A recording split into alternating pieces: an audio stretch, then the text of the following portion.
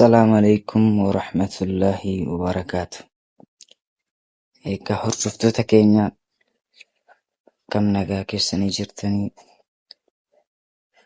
Gara yuutuubiitiin bannee turree har'a barnoota guddaa tokko qabadhee isinii dhufe. Barnooti an qabadhee isinii dhufelleen barnoota yuutuub tambineeyil akkamitti yuutuubii tambineelii pirofeeshinaala silkii keenyaan akkamitti akka dalannu isinii mul'isa isteeppiidhaan waliin turaa isiniin jedha. Amma gara image saayizii yuutuubii irra kaana. Image size ka jedhu erga tunnee yuutuub tambineeyil ka jedhu irra kaana. Osuma achi keessaan bahin from gaalaarii ka jedhu tuqnee baakiraawundii silaa filachuu barbaanne san filannaa. Baakiraawundiin nu filachuu barbaanne sunillee jala kana jirti. Baakiraawundii san galchee tambineelii ka dalagu ta'a. Subscribe godhaatii, subscribe godhin viidiyoo kanallee share koppiliin godhaatii. Seerri yuutuubii jijjiiramee jira. Yuutuubiin wachaaworii 4,000 irraa gara 8,000 siqee jira jedhanii.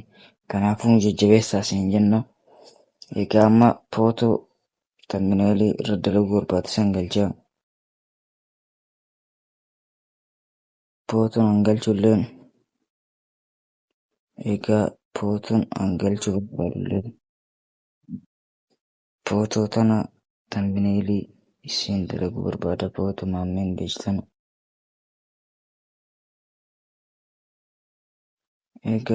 Footoo tana galchee jira jechuun. Footoo tana galchadhee jira. Shiippiis ka jedhu kana tuqee bilarii jalaan itti ol galu san itti ol galfachuu qabaa jechuu. Bilarii san galfachuu qabaa jechuun.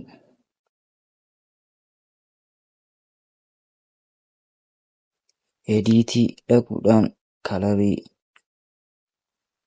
kalarii san gara girdiintii jiree jalaan itti ol galfachuu qabaa jechuu.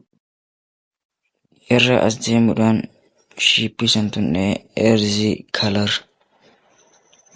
kalar ka jedhuun itti bannaa jechuu. Tooleransi jedhu kana 10 irra jira gara 70 gara 47 haasisuume 50 keenya dhiifnee kalarii silaa ittiin dalaguu barbaannu. Kalarii gara baakiraawundii gara jiraa kanaa waan dalaguu fedhu isa itti galfadhaa jechuu. Kalarii kana itti isaa fidhume.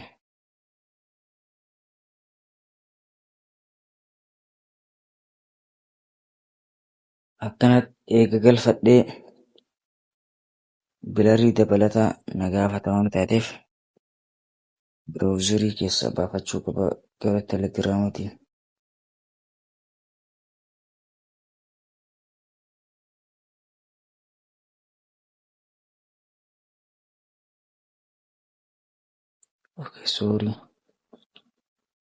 Gara telegiraamatiin baafachuu qaba.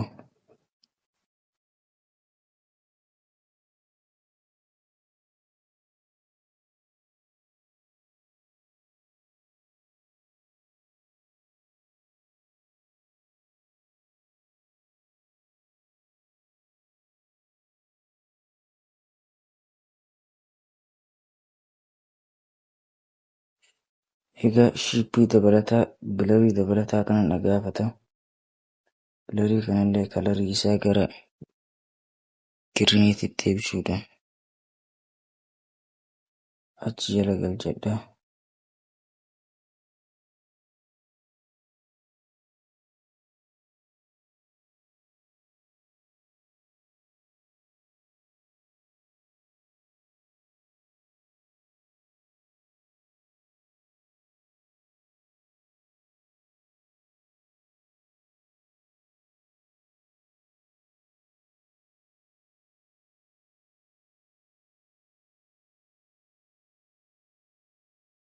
Egaa akkana ta'e gadalannee amma shiippii tokko murannee gara jalaa kana ni galfannaa jechuun kalarii shiippii kanaatis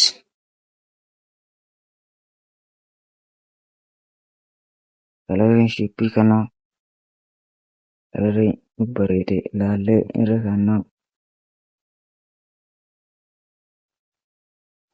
kalarii kanarra eegaannee maqaa nashiidaa itti barreessina qudwatul aalaam jennee itti barreessina fakkeenyaaf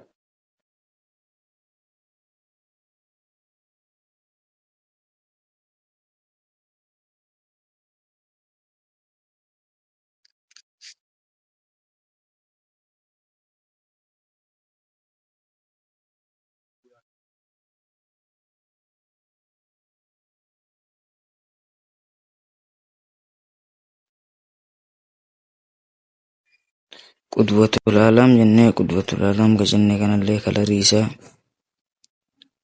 ni jijjiiranna.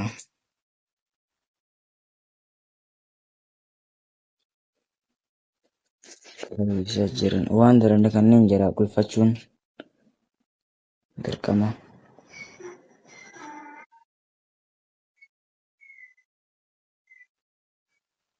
Strook godhannaa barbaanne akkana nuu bareeduuf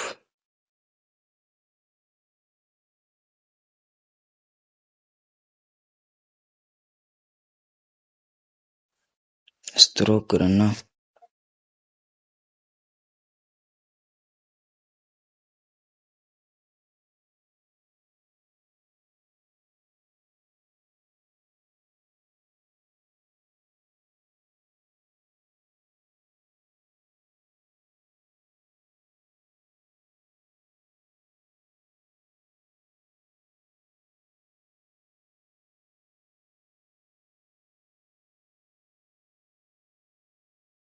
Qudwatul aalaam jennee ni jirra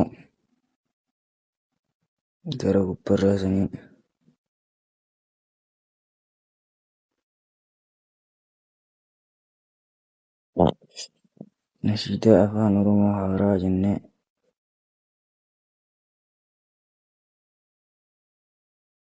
nashiidaa afaan oromoo haaraa jennee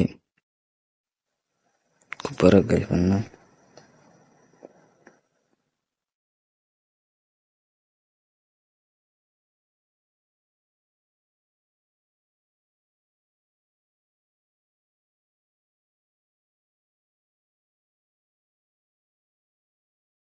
Kalarii isaarra jira.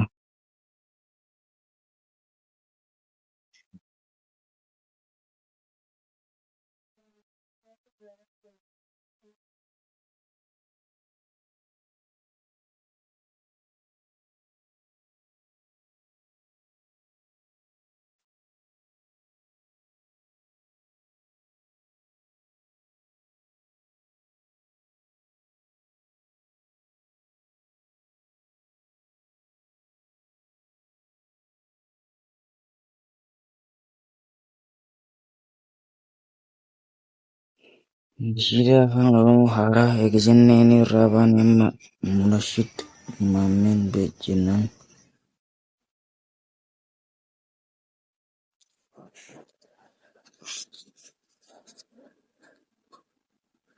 Soorii kana olfachuu qaba sila. Faayidaan olfachuullee sanii gargaaraa jechuudha. Waan dalannee jiru akka miiraa bakka